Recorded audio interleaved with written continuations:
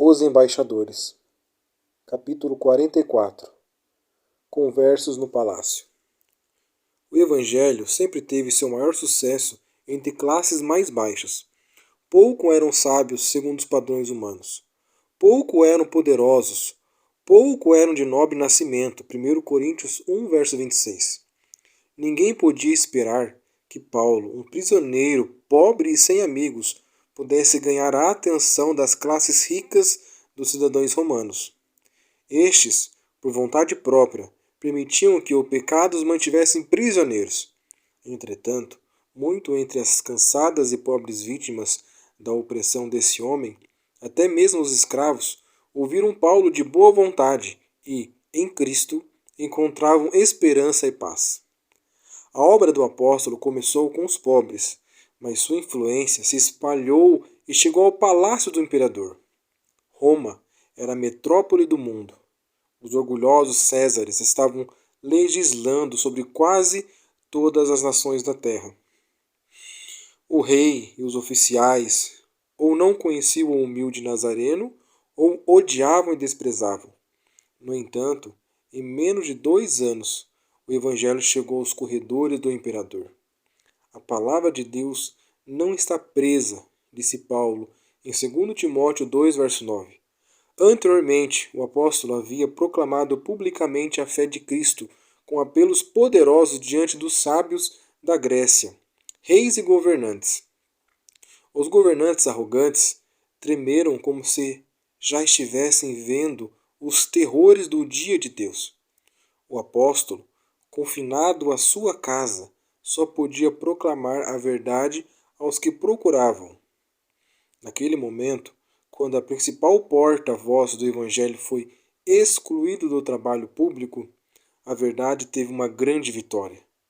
Os membros da Casa Real foram acrescentados à Igreja. Na corte romana, Nero parecia ter apagado do seu coração o último traço divino e até mesmo humano. Seus oficiais, em geral, tinham o mesmo caráter. Eram ferozes, desgraçados e corruptos. Porém, mesmo na família de Nero, a cruz ganhou seus troféus.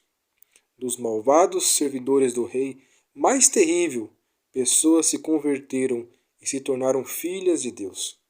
Cristãos não se envergonharam de sua fé. Subtítulo: O Evangelho não foi limitado. Como o cristianismo se estabeleceu onde parecia impossível?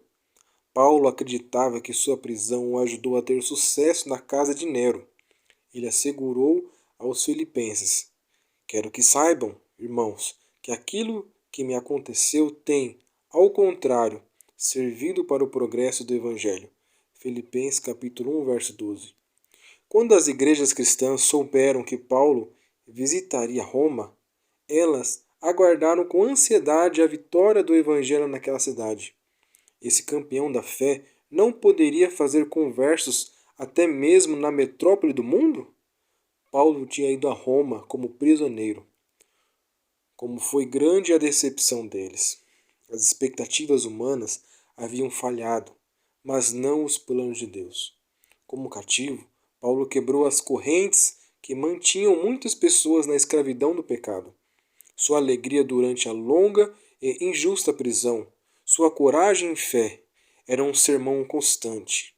Seu exemplo incentivou os cristãos a serem mais energéticos como portadores da causa de Cristo. E quando a utilidade do apóstolo parecia acabada, ele colheu frutos para Cristo em campos dos quais parecia estar completamente excluído. Antes do fim dos 2 anos como prisioneiro, Paulo pôde dizer: As minhas cadeias em Cristo se tornaram conhecidas de toda a guarda pretoriana e de todos os demais. Filipenses 1, verso 13. Entre os que enviaram saudações aos filipenses, ele mencionou os da casa de César, Filipenses 4, verso 22. Os cristãos demonstravam paciência na dor e no sofrimento que encontravam até a morte, com a calma de uma fé inabalável. Podem realizar mais pelo Evangelho do que poderiam ter feito por meio de uma vida longa de trabalho fiel. Muitas vezes, As circunstâncias misteriosas que nós, em nossa visão míope, lamentamos, tornam-se algo que Deus planejou para realizar uma obra que de outra maneira jamais seria realizada. Deus nunca abandona as verdadeiras testemunhas de Cristo. Na saúde e na doença, na vida e na morte, Ele ainda as usa. Quando os servos de Cristo foram perseguidos porque Satanás os odiava, quando foram lançados na prisão ou arrastados para a forca do carrasco, tudo isso foi para que a verdade pudesse ser ainda mais vitoriosa. As pessoas que haviam duvidado agora estavam convencidas da fé em Cristo e se posicionaram ao seu lado. Das cinzas dos mártires surgiu uma colheita para Deus. O apóstolo poderia ter argumentado que seria inútil chamar os servos de Nero ao arrependimento e à fé em Cristo, quando eles enfrentavam obstáculos tão grandes. Mesmo se eles se convencessem da verdade, como poderiam obedecer a ela? Com fé, Paulo apresentou o Evangelho a essas pessoas, e algumas decidiram obedecer a qualquer custo. Elas aceitariam a luz e confiariam que Deus os ajudaria e deixá-la brilhar às outras pessoas. Depois de se converterem, ainda eles ficavam na casa de César. Não se sentiam livres para abandonar suas ocupações só porque o ambiente não era o mais amigável. A verdade as havia encontrado naquele lugar, e foi ali que permaneceram, testemunhando do poder transformador da nova fé. Subtítulo: Sem desculpas para a infidelidade. Pense nos discípulos da casa de César, a depravação do imperador, a imoralidade da corte. No entanto, eles permaneceram fiéis a Deus. Por causa dos obstáculos que pareceram grandes demais, alguns cristãos tentaram encontrar desculpas para não obedecer à verdade como esta é em Jesus. Contudo, nenhuma desculpa resistirá às investigações.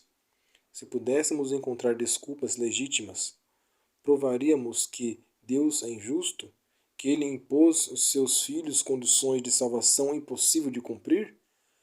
As dificuldades não poderão deter aqueles que buscam em primeiro lugar o reino de Deus e a sua justiça.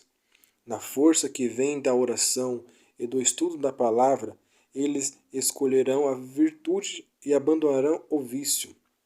Aquele cuja palavra é a verdade prometeu ajuda e graça suficiente para cada circunstância. Podemos descansar seguros em seus cuidados, dizendo: confiarei em ti. Salmo 56, verso 3.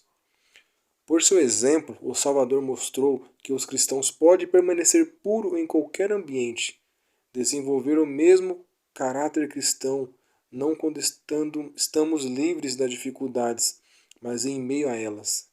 As críticas e as oposições levam o seguidor de Cristo a orar com mais fervor ao poderoso ajudador.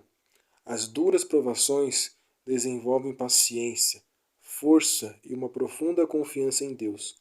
A fé cristã capacita seu seguidor a sofrer e ser forte, e a se submeter, fazendo assim a vencer e enfrentar a morte todos os dias. Salmos 44, verso 22. E ainda viver, elevar a cruz e assim ganhar a coroa da glória.